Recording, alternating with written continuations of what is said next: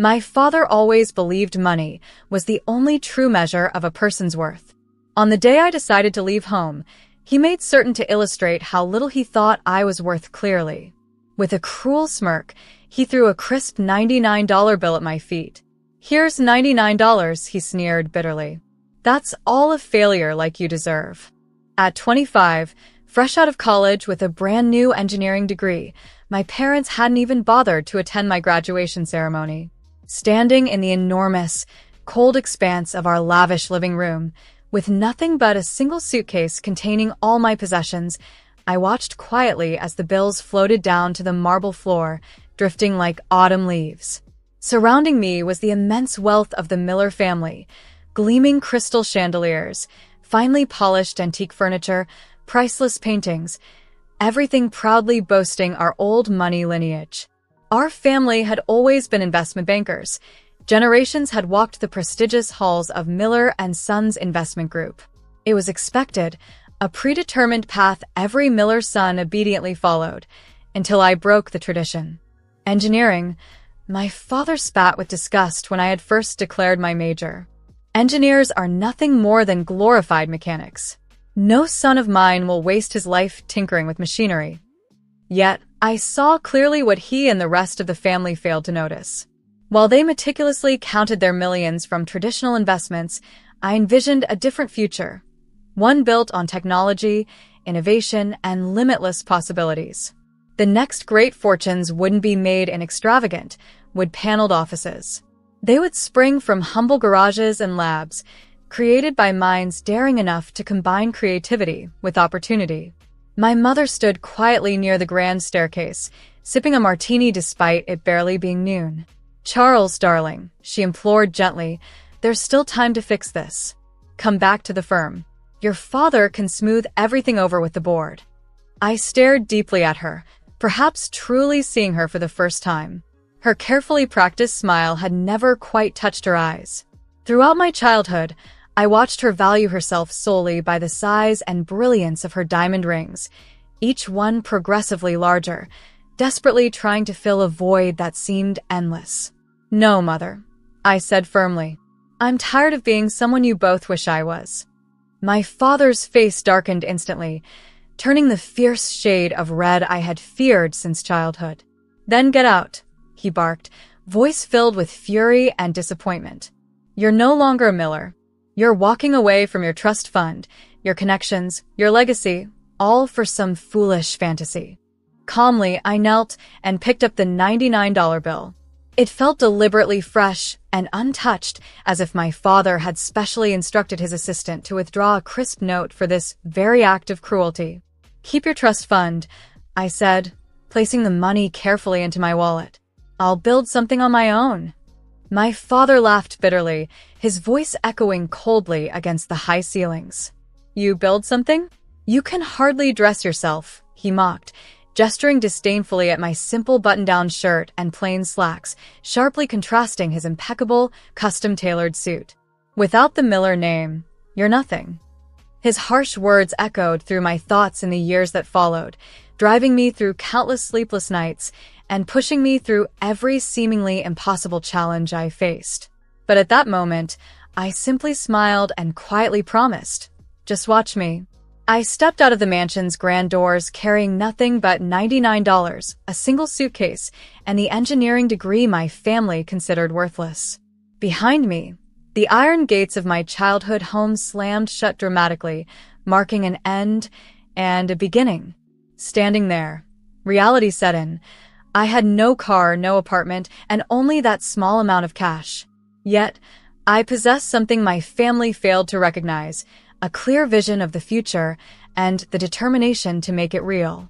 Walking to the bus station, I bought a $65 ticket bound for Austin, Texas, and spent another $5 on a modest burger and fries. Sitting in a small, greasy diner, watching people and buses come and go, I took out my notebook and wrote 4 promises to myself. I would never rely on the Miller name. I would build something that mattered. And above all, I would change the world. Just like that, I had an income and a place to sleep. Even if my bed was just a pile of coffee bean sacks in a storeroom crowded with paper cups and boxes. During the day, I worked tirelessly at the cafe, serving customers and brewing coffee.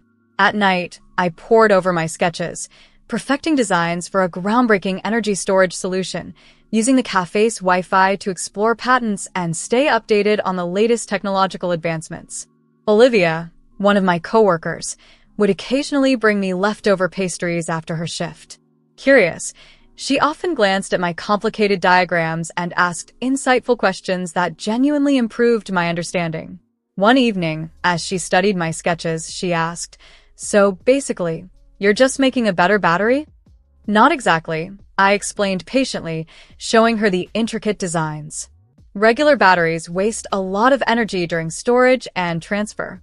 I'm designing something new, using a molecular structure that can store energy at nearly 99% efficiency." Her eyes widened. "Why isn't anyone else doing this already?" "Because it's considered theoretically impossible," I answered with a confident smile. "But I think I've found a way." After 5 months of working at the cafe, I'd saved enough money to rent a tiny room in a shared house, living alongside 5 other tech enthusiasts. It wasn't much, but it offered me a desk, a quiet spot where I could focus deeply.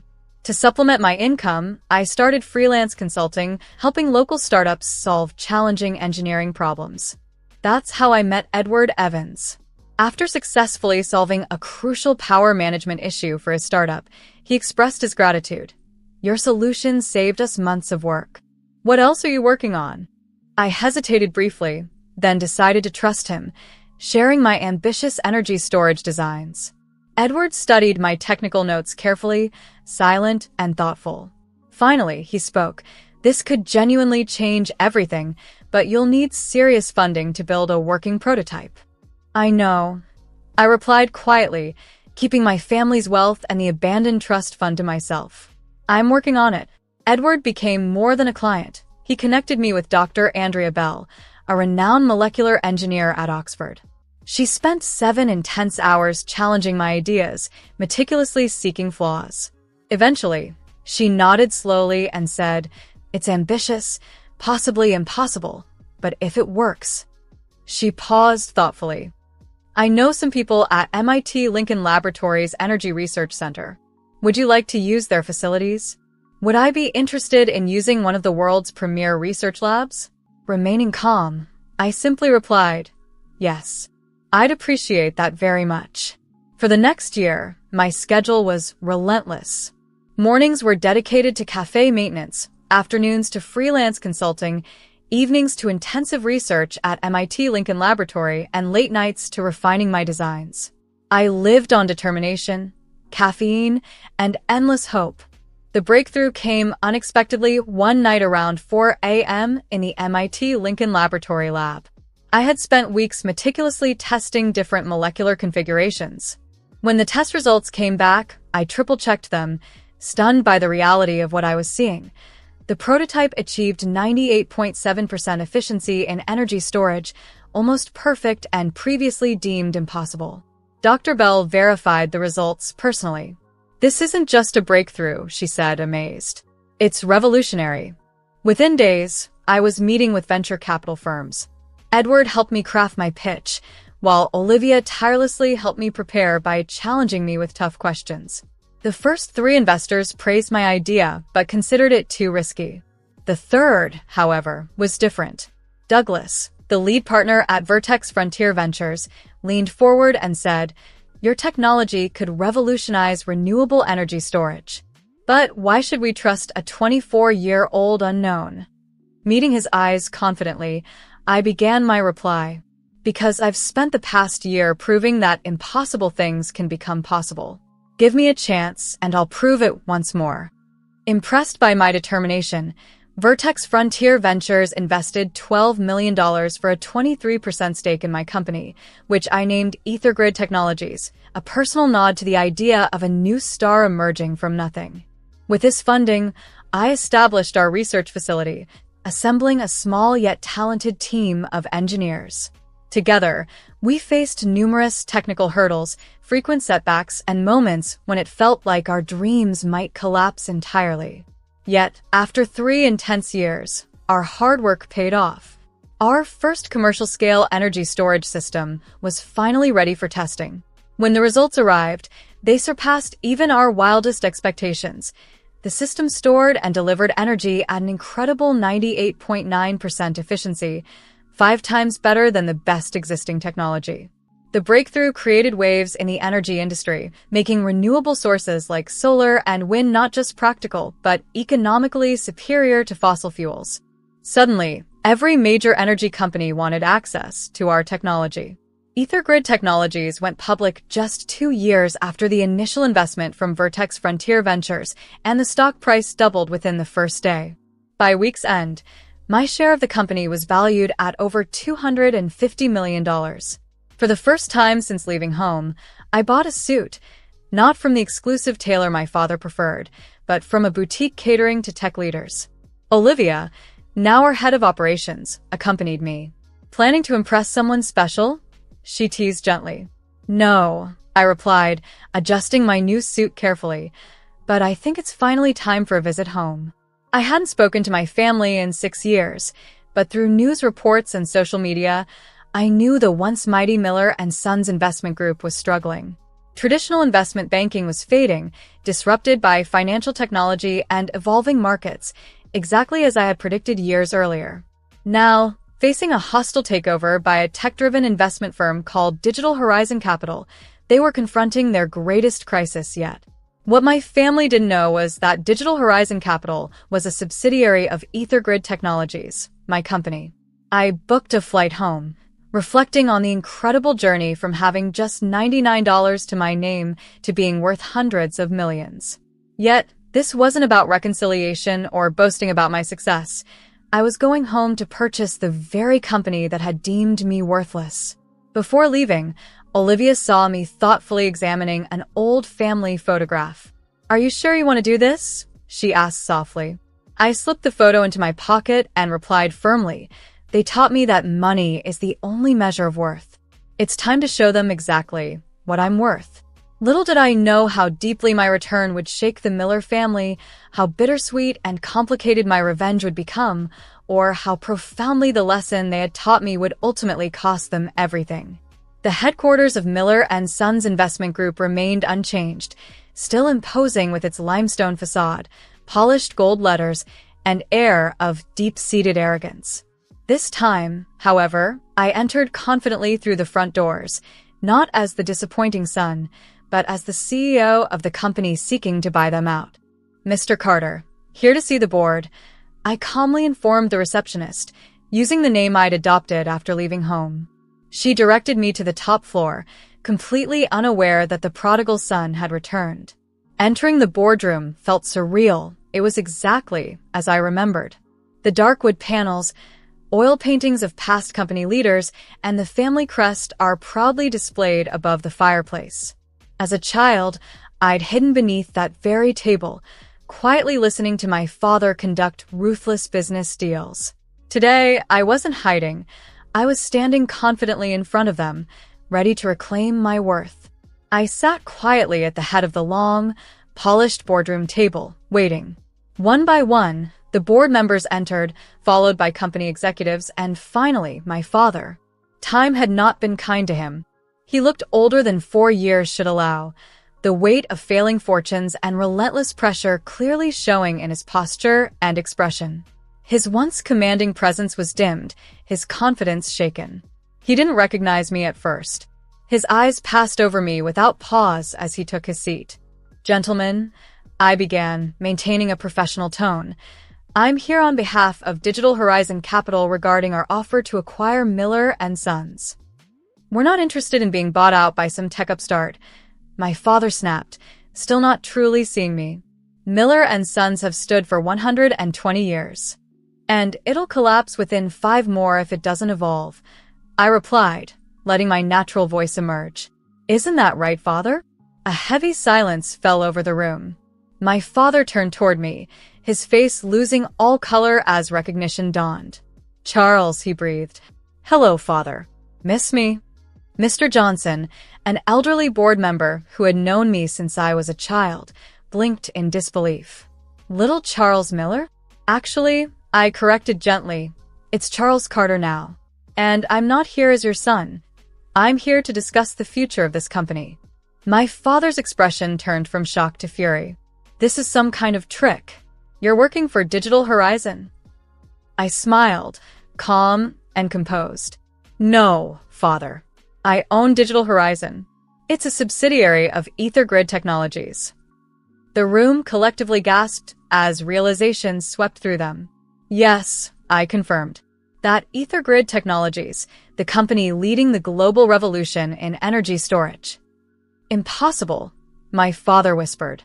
You left with nothing. No, I said softly. I left with $99. That was your final lesson about the value of money. Would you like to know what that lesson bought? I nodded toward my assistant, who began distributing neatly prepared folders to each board member. EtherGrid Technologies is currently valued at $8 billion. Digital Horizon, which you somehow failed to properly investigate, is our investment arm. Over the past year, we've quietly acquired Miller & Son stock through multiple channels. I opened my folder and looked around the table. As of this morning, we own 47% of your shares. We also hold the majority of your corporate debt.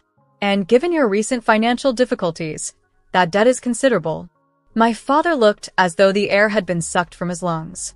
The son he had written off as a failure had returned to claim control of everything he once held dear. The offer is simple, I continued. Miller & Sons will be absorbed into Digital Horizon. The family name will be retired. The board will be dissolved. I looked directly at my father. And you will step down, effective immediately. You can't do this, he stammered. The family legacy is already dying, I interrupted. Your strategies are outdated. Your systems are obsolete. And your pride has blinded you. I tried to warn you 4 years ago, but you were too stubborn to listen. Mr. Johnson cleared his throat. Charles, surely we can find another way. You're still a Miller. No, I said firmly. You all made it clear the day I walked out. I stopped being a Miller when I chose to build the future instead of clinging to the past. I'm not here to make peace. I'm here to finish what I started. I stood, adjusting the finely tailored suit that now cost more than that first $99, multiplied 1,000 times over.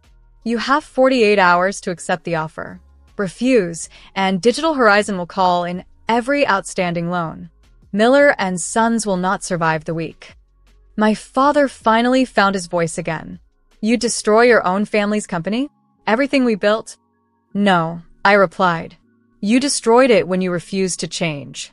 I'm offering a chance to save what remains, jobs, clients, and yes, the legacy.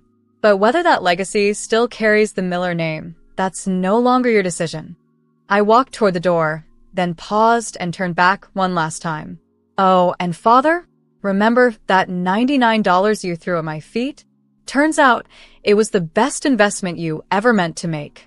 When you said money was the only measure of a man's worth, I said, my voice steady and cold. Then by your standards, what am I worth now? The next 48 hours flew by in a whirlwind of legal meetings and media coverage. News of EtherGrid Technologies acquiring Miller & Sons sent shockwaves through the financial world. Stock prices wavered, rumors flew, and my father did everything he could to stop it. He called in old favors and tried to rally support, but I had already planned for every move. Every path of escape was blocked. Every potential savior was already quietly on our side. In the same boardroom where he once tossed $99 at my feet, the papers were signed. My father's empire was now mine. As the final signatures were completed, he approached me. He looked older than ever, defeated, yes, but behind his tired eyes was something I hadn't expected. Maybe respect, maybe just acceptance. You planned this, he said quietly. All of it. No, father, I replied. You did. The day you decided my dreams weren't worth respecting. I just built something better than you could ever imagine. He hesitated. And now, will you tear it all down out of revenge? I looked at him for a long moment. No. I'm going to rebuild it into something that matters. Miller & Sons will become part of a company working to solve the global energy crisis, not just shuffling money between accounts. that it's no longer yours, well, that's just poetic justice. As I turned to leave, he called after me. "Charles, that $99? I smiled. Best investment I ever made. It showed me exactly who I didn't want to become. The transition took 5 months. I overhauled everything, modernizing systems, shifting focus to clean energy, and keeping most of the employees. They weren't the enemy. My father had retired quietly to our old estate, his pride bruised but his wealth preserved. I made sure he had enough to live comfortably. My mother reached out a few times, but I never responded. Some bridges aren't meant to be rebuilt. A year later, standing in my office at EtherGrid Technologies, overlooking Austin, Texas, Olivia brought in a small package from my father. Inside were the same crisp $99 bills he'd once thrown at me, along with a note. "You are worth more than I knew." I took those bills back to the café, where everything began. The same barista who once offered me shelter now worked as a senior executive at EtherGrid. But the coffee was still the best in Menlo Park, California. I left the $99 as a tip. Some might say what I did was revenge, but it wasn't. I didn't take over my father's company to get even. I did it because sometimes, to fix something broken, you have to tear it down and rebuild it stronger. They say money can't buy happiness, but that $99 taught me something more important. True worth isn't measured by wealth or legacy. It's measured by what you build with what little you have. And I built an empire. Not because of my family name, but despite it. That $99 didn't just start my journey. It gave me the freedom to become who I was meant to be, and the millions I earned later. They were just proof that I'd been right all along.